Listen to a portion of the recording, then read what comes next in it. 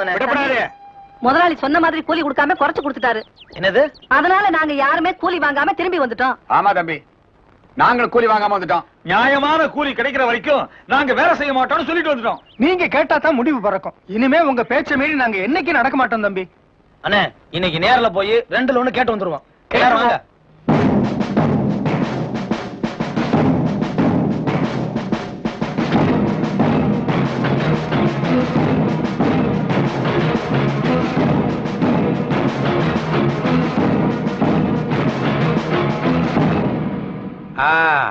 என்னடா கூட்டமா வரீங்க? அடட, தலைவரே வந்திருக்கிறாரா? இவ்வளவு பெரிய தலைவர் இந்த ஏழை விட்டு தேடி வரலாமா? சொல்லி விட்டு இருந்தா நானே வந்திருப்பேனே. இங்க பாருங்க, உங்க கேள்வி கிட்ட கேட்கறதுக்கு நாங்க வரல. அப்ப எதுக்கு வந்தீங்களா? எங்களுக்கு நியாயமா சேர வேண்டிய கூலியை கேட்க வந்திருக்கோம். அது என்னப்பா நியாயமான கூலின்னு கேக்குற? வழக்கமா குடுக்கறதுல குடுக்குறோம். நம்ம ஊர்ல ஆம்பளைக்கு 18 ரூபாயும் பொம்பளைக்கு 12 ரூபாயும் நிர்ணயிச்சிருக்காங்க. ஆனா நீங்க என்ன பண்றீங்க? ஆம்பளைக்கு 10 ரூபாயும் பொம்பளைக்கு 7 ரூபாயும் கூலியை குறைச்சு கொடுத்து ஏமாத்துறீங்க. இங்க பாருப்பா, இது கவர்மெண்ட் நிலம் இல்ல, என்னுடைய நிலம். இங்க நான் நிர்ணயிக்கிற கூலியை தான் உங்களுக்கு கொடுக்க முடியும். என்கிட்ட தான் வேலை பார்த்தாகணும்னு உங்களை யாரும் கட்டாயப்படுத்தலையே. இஷ்டம் இருந்தா நான் கொடுக்கிற கூலிக்கு வேலை பாருங்க. இல்ல எந்த ஊர்ல அதிகமா கூலி கொடுக்கறானோ அங்க போய் வேலை பாருங்க. நீங்க செய்யலன்னா வெளியூர்ல இருந்து ஆளை கூட்டு வந்து வேலை பார்த்துக்க தெரியும். இது நாங்க பிறந்த ஊரு. வெளியில இருந்து வந்து இங்க யாரும் வேலை செய்ய முடியாது, செய்ய விட மாட்டோம். இது எங்க பெரியவங்க வாங்கின நிலம். இங்க யார வேணா வேலைக்கு வைக்கிறதுக்கு எங்களுக்கு உரிமை இருக்கு. வெண்ணையார, நிலத்தை யாரும் நம்ம வாங்க முடியாதுங்க. நிலம் தான் நம்மள கொஞ்சம் கொஞ்சமா வாங்கிட்டு இருக்கு. உங்க பாட்டம் பூட்டெல்லாம் அவங்க எல்லாம் எங்க? அவங்க எல்லாம் நிலம் வாங்கிடுச்சு. புரியல? மண்ணு உள்ள வாங்கிடுச்சு. நான் முடிவா சொல்றேன், கேட்டுங்க. இஷ்டம் இருந்தா வேலை பாருங்க, இல்ல நீங்க நட்ட நாத்தை எல்லாம் புடிங்கி போட்டு போங்க. ஐயா, அந்த வார்த்தை மட்டும் சொல்லாதீங்க. ஒவ்வொரு நாத்தும் நாங்க பார்த்து வளர்த்த குழந்தைங்க. எந்த காலத்திலையும் அதை மட்டும் நாங்க செய்ய மாட்டோம். ஆமா, நட்டதுக்கே கூலி கொடுக்கல, இந்த புடுங்கிறதுக்கு கூலி கொடுக்க போறீங்களாக்கும். உங்க முடிவை நீங்க சொல்லிட்டீங்க. இனி நியாயம் இங்க கிடைக்காது. அடுத்த வாரம் மந்திரி ஊருக்கு வர்றாரு. அப்ப எங்க பிரச்சனையை மனுவை எழுதி கொடுத்து அவர்கிட்ட பேசிக்கிறோம். வாங்க எல்லாரும் போறோம். வாங்கப்பா, இவங்கிட்ட.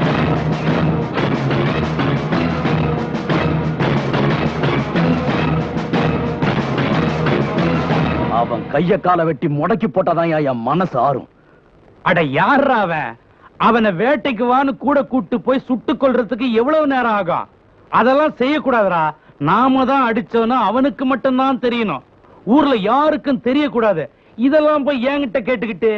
சொல்லிட்டீங்கல்ல, வர திங்கக்கிழமை முடிச்சிடுறேன். அது என்னடா திங்கள் செவ்வாய்னு நாள் கிழமை பாத்துக்கிட்டு? அட, அதுக்கு இல்லைங்கய்யா, வர திங்கக்கிழமை சுருளிப்பட்டிக்கு போறான். போற வழியை பாத்துறேன். பாக்குறது இருக்கட்டும். அவன் கச்சேரி ஆரம்பிக்கிறதுக்கு முன்னால உங்க கச்சேரியை முடிச்சிருங்க. உங்க முகத்தை எல்லாம் காட்டாதீங்க. நம்ம கரியப்பட்டிக்கு போய் நான் சொன்னேன்னு சொல்லி ஒரு 5-6 பேரை கூட்டிட்டு போங்க. அவனுக்கு எதுக்கு 5-6 பேரு? அவன் பாக்குறதுக்கு தான் சாதுவா இருக்கிறான். முரட்டு ஆளு. ஏன் உன்னையே சேத்துல போட்டு புரட்டி எடுத்தானே, மறந்துட்டியா?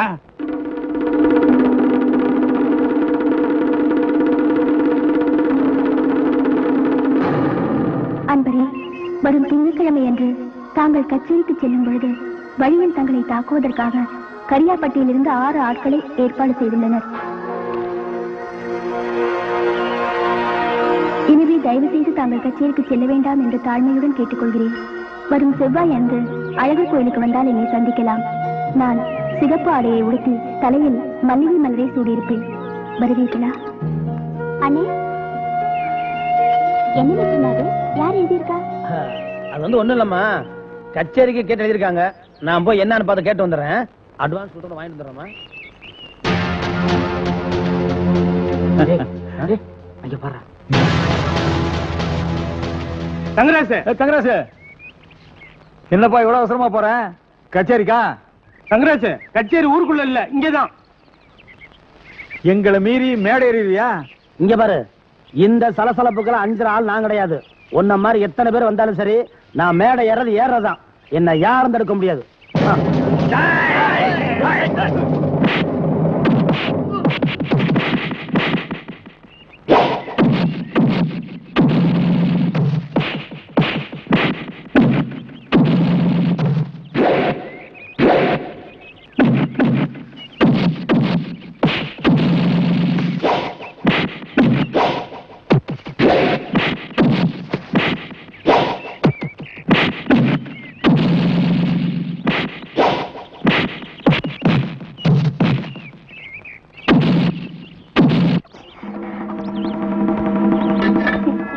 கற்பகம்.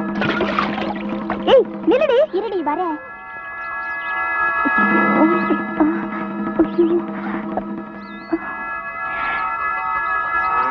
அப்பாடா, ஒரு வழியா முடிஞ்சது. என்னடி அவ்வளவு பெரிய சத்தம்? ஒண்ணு இல்லடி, எங்க அண்ணன் தான் கத்திச்சு.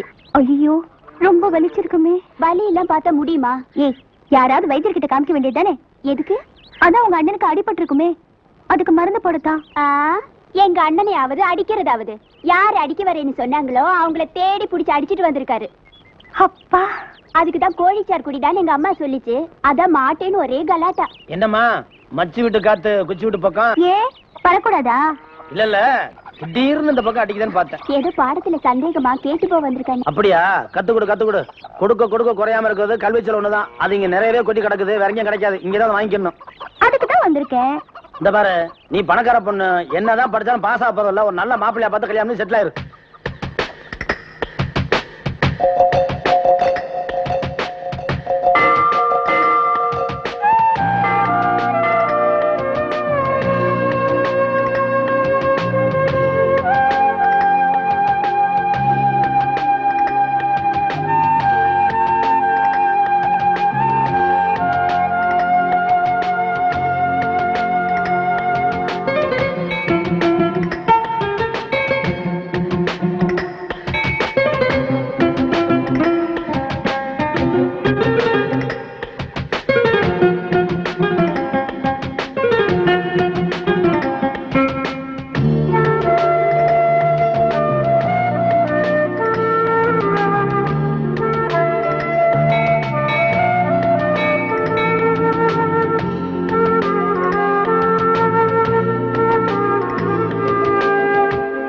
கொஞ்சம் நில்லுங்க.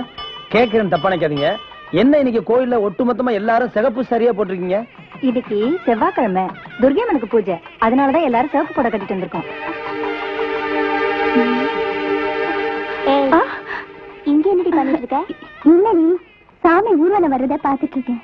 அத பாத்துட்டேல, வா போலாம். சிஸ்டர் சிஸ்டர், அண்ணா அண்ணா, என்னம்மா சாமி வந்தியா? என்னென்ன கோயிலுக்கு வேற எதுக்கு வருவாங்க? அதான் ஏதோ ஞாபகத்தை கேட்டேன். அம்மா இவங்க இங்க? அட சும்மா இல்ல. ஏண்டி, உங்க அண்ணன் கோயிலுக்கே வரமாட்டாருன்னு சொன்ன?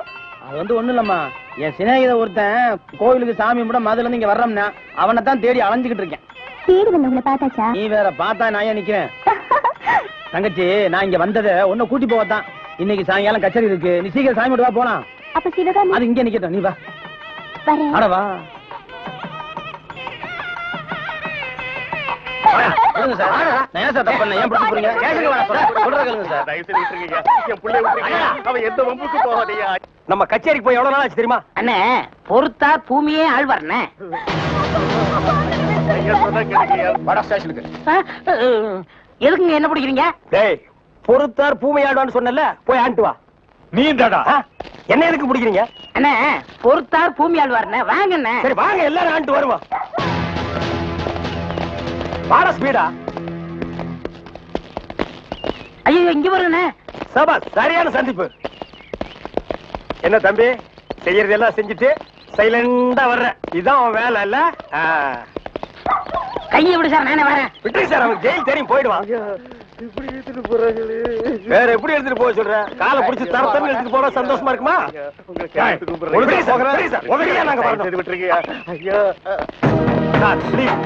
எங்களுக்கு பின்னால ஒருத்த வாயில துணி வச்சு அழுதுட்டு வர்றான் பாரு, அவனை நாலு போடுங்க சார். கையெடுத்து கூப்பிடுறீங்க.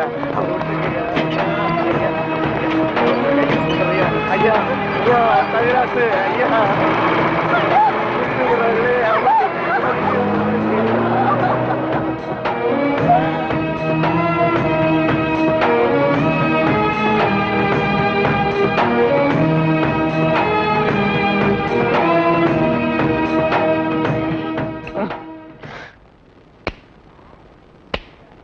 சார், என்னையா? கொஞ்சம் பேப்பரும் வச்சு எழுதுறதுக்கு ஒரு பேடும் பேனாவும் கொடுக்குறீங்களா? எதுக்காக நீ அவர்கிட்ட பேடும் பேனாவும் கேக்குற? புஸ்தகம் எழுத போறேன். புஸ்தகம் நீயே எழுதுற? பெரிய பெரிய தலைவர்கள்லாம் ஜெயில இருக்கும்போது புஸ்தகம் எழுதலையா? அவங்க எல்லாம் தலைவருங்க எழுதுறாங்க. ஏன் நான் தலைவராக மாட்டேனா? தலை வேற, நீ வேறையா தான் இருக்கிற. ஆமா, உன் புஸ்தகத்துக்கு பேர் என்ன? கம்பிகளுக்கு பின்னால் ஒரு காண குயில். அந்த கான குயில் யாருப்பா? நான் தான். அது தப்பு. அப்படி வைக்காத. நான் சொல்ற மாதிரி வை. சொல்லுங்க. கம்பிகளுக்கு நடுவில் ஒரு கருங்குரங்கு. அதுதான் நியாயம், அதுதான் தர்மம். பெரிய மகாத்மா காந்தி சத்தியாகிரகம் பண்ணி ஜெயிலுக்கு உள்ள வந்திருக்காரு. சத்திய சோதனைன்னு புஸ்தகம் எழுத போறாரு. நீயே ஒரு சொரி நாயி ஒரு குண்டா சோத்தையும் ஊறுகாயையும் பார்த்தா அந்த ஓரமா உட்கார்ந்து கொஞ்சம் கூட மிச்சம் வைக்காம திங்கிற நாயி நீ புஸ்தகம் எழுத போறியா? பாரந்த பக்கம். ஏட்டையா, இவர் தொந்தரவு தாங்க முடியல. எப்ப பார்த்தாலும் அடிச்சுக்கிட்டே இருக்காரு. இவர் வேற ரூமுக்கு மாத்துங்க. என்னது ரூம் மாத்தணுமா? ஏண்டா இது என்ன லாட்ஜா அடிக்கடி ரூம் மாத்துறதுக்கு? அவர்கிட்ட சொல்லி அவரன் ரூம் பாயா? டேய் வாடா அந்த பக்கம். வீட்டுல பொண்டாட்டி தொல்லை, இங்க வந்தா உங்க தொல்லை, ஹெட் ஆபீஸ்ல அதிகாரிங்க தொல்லை, இப்படி ஏன் ஆளாளுக்கு தொல்லை பண்றீங்க? ஏற்கனவே நான் நொந்து போறீங்க ஐயா. சரி சரி தம்பி, எல்லாம் இவனால வர்றதுப்பா. இவன் வெளியில இருந்தாலும் நமக்கு தொல்லை கொடுத்துட்டே இருக்கான், உள்ள வந்தாலும் தொல்லை கொடுக்குறான். இவன் ஒரு பெரிய மேதாவி மாதிரி, இவனால எப்பவுமே பிரச்சனை தான். இங்க பாரு, நீ ஒரு பாட்டு பாடுப்பா.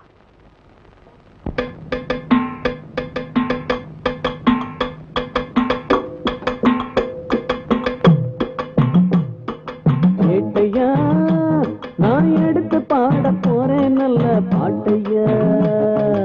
ஏட்டையா, நான் எடுத்து பாட போறேன் நல்ல பாட்டையா.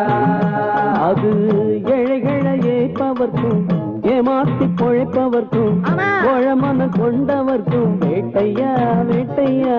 வேட்டையா, நான் எடுத்து பாட போறேன் நல்ல பாட்டையா. ஏட்டையா, நான் எடுத்து பாட போறேன் நல்ல பாட்டையா. எங்களை போல் ஜனங்கள் எல்லாம் ஏதோ ஒரு நேரத்துல இங்க வரும் நேரம் மட்டும் செய்திங்கதான். ஆனா உங்களை போல் உள்ளவங்க ராத்திரியும் பகலிலையும் எப்பவுமே கவர்மெண்ட் செய்திங்கதான். நாங்க அடிமைங்கதானாலும் சுதந்திரமா திரிவோம். ஆனா ஐயா உங்க நிலைமை என்ன உங்களுக்கே தெரியும். ஏட்டையா, நான் எடுத்து பாட போறேன் நல்ல பாட்டையா. அது ஏழைகளை ஏய்ப்பவர்க்கும் ஏமாத்தி பொழைப்பவர்க்கும் கோழமன கொண்டவர்க்கும் வேட்டையா வேட்டையா. ஏட்டையா, நான் எடுத்து பாட போறேன் நல்ல பாட்டையா. தங்கராசு, உன் பாட்டுல எங்க நிலைமைய அப்படியே புட்டு புட்டு வச்சிட்டியே. இத மேல இடத்துல சொல்ல எங்களுக்கு நாதியே இல்லையே. எங்களுக்கு தான் இல்ல, எங்க பிரச்சனைகளை சொல்லி அமைச்சர்ட்ட மனு கொடுக்காம இருந்தா நீங்க என்னடா அதுக்குள்ள பிடிச்சு உள்ள தள்ளிட்டீங்க. நீங்க அமைச்சருக்கு கருப்பு கொடி காட்ட போறதால சொன்னாங்க.